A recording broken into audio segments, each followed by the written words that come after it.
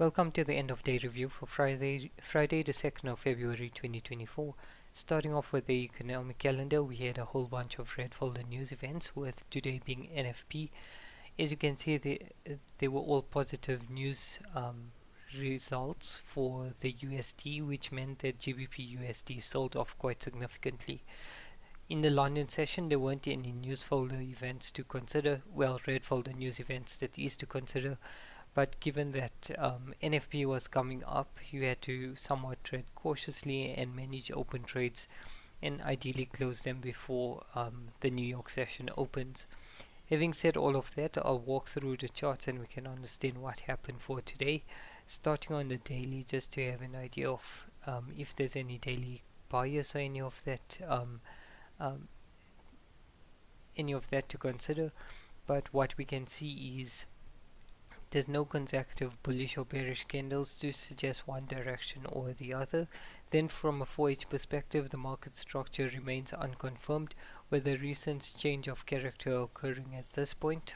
I'll just quickly update this annotation. And from that point onwards, we've been treading carefully, understanding that we're in an uncertain situation where this change of character is either a liquidity grab to continue the bullish market structure, or alternatively we're going to come down and break this structure level, which will validate the bearish market structure.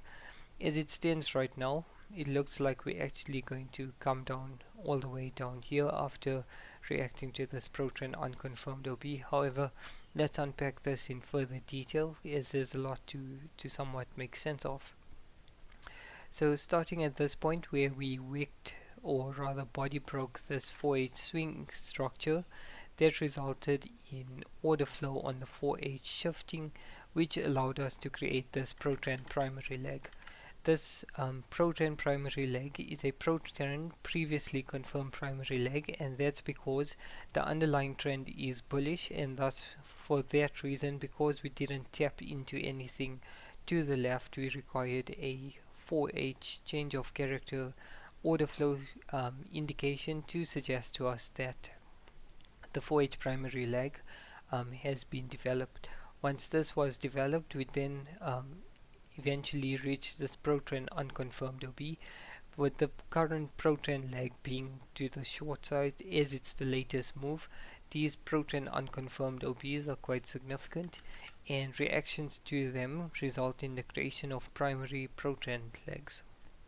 From the 15 minute and then obviously on the 4H, it's validated when we chalk a pro-trend when we chalk a 4H OB, which was this OB in question.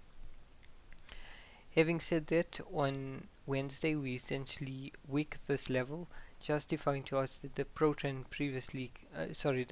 unconfirmed short leg has been validated, allowing us to create this primary pro-trend leg.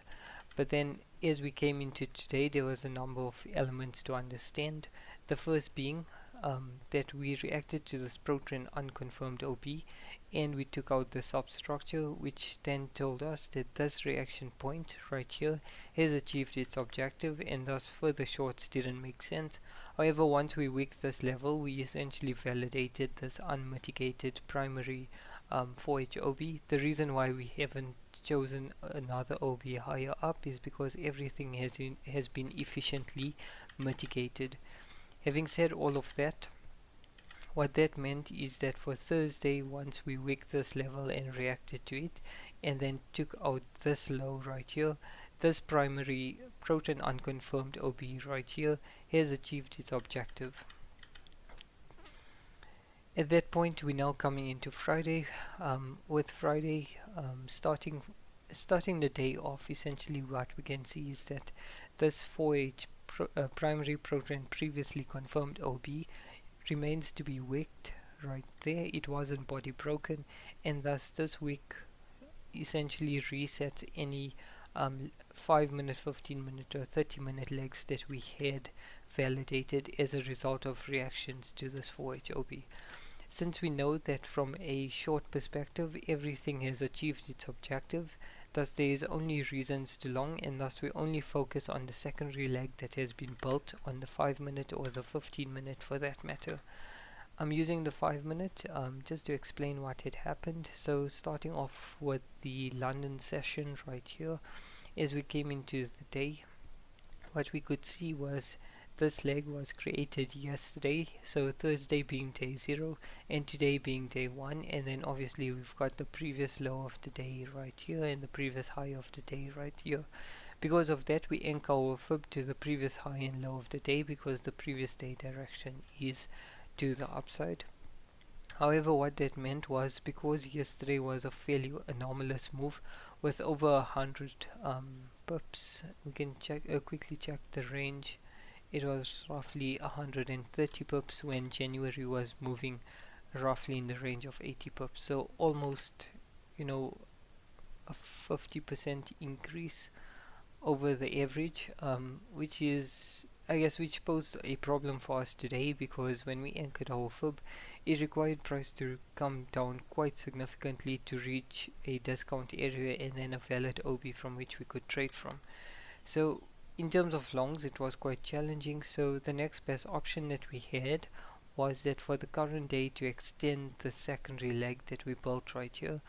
As you can imagine, in the morning, the most prevalent leg was the secondary leg right here to target this level right here being the substructure high. However, as you can see, what then subsequently happened is in Frankfurt, or rather in London, we actually moved higher, extending this leg as we would like. However, at this point we ran out of internal range liquidity before the substructure target, this being the last point, and there being nothing in this leg in particular to rely on.